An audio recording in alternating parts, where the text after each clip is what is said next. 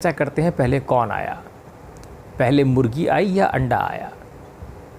तो इसका सही एक्सप्लेनेशन ये है, आज मैंने इस बहुत सारे समय से चली आ रही पज़ल को सॉल्व कर दिया है और इसका फाइनल आंसर है कि पहले मुर्गी आई।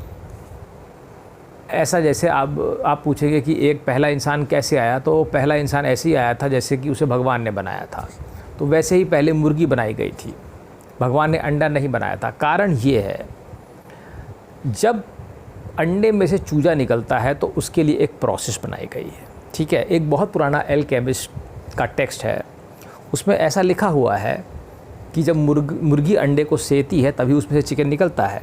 तो इसका मतलब वो जो वार्म एनर्जी ट्रांसफ़र करती है उस अंडे पे, तो उससे बच्चा निकलता है या चिक निकलता है। ठीक है, लेकिन ऐसा नहीं होता है कि सिर्फ उससे निकल आता है। वो गर्मी से खाली उसकी शेल गर्म होती है और गर्मी से शायद उसकी जो शेल है वो एक्सपैंड करती है।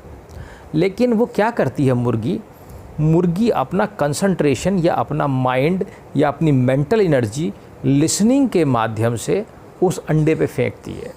ठीक है, उस अंडे पे हर समय वो लिसनिंग करती है, इसलिए मुर्गी झुकी रहती है। वो अपनी मेंटल एनर्जी को ट्रांसफ़र करती है और उससे उस चिक का डेवलपमेंट होता है, ना कि वो हीट से डेवलप होता है। ठीक है, तो बिना मुर्गी के अंडे में से चूजा नहीं निकल सकता, क्योंकि वो अपनी मेंटल एनर्जी को लिसनिंग के माध्यम से उसमें ट्रांसफ़र करती है अंडे में। ठीक है, तो मुर्गी पहले बनी होगी तभी अंडा सेका जा सकता है। ठीक है, और उसमें से तभी चिक निकलेगा। तो फाइनली चूँकि मुर्गी वार्मथ और मेंटल एनर्जी या लिसनिंग के माध्यम से कंसंट्रेट करके उस अंडे में से चिकन को निकालती है, चिक को निकालती है, इसलिए ये माना जाएगा कि पहले मुर्गी आई। क्योंकि चिक ऐसा नहीं कर सकता, क्योंकि अंडे में से जो बच्चा है वो ऐसे निकल ही नहीं सकता बिना वार्मथ और मेंटल एनर्जी के। ठीक है, तो फाइनली ये कंक्लूड किया जा सकता है कि मुर्गी पहले आई और अंडा बाद में।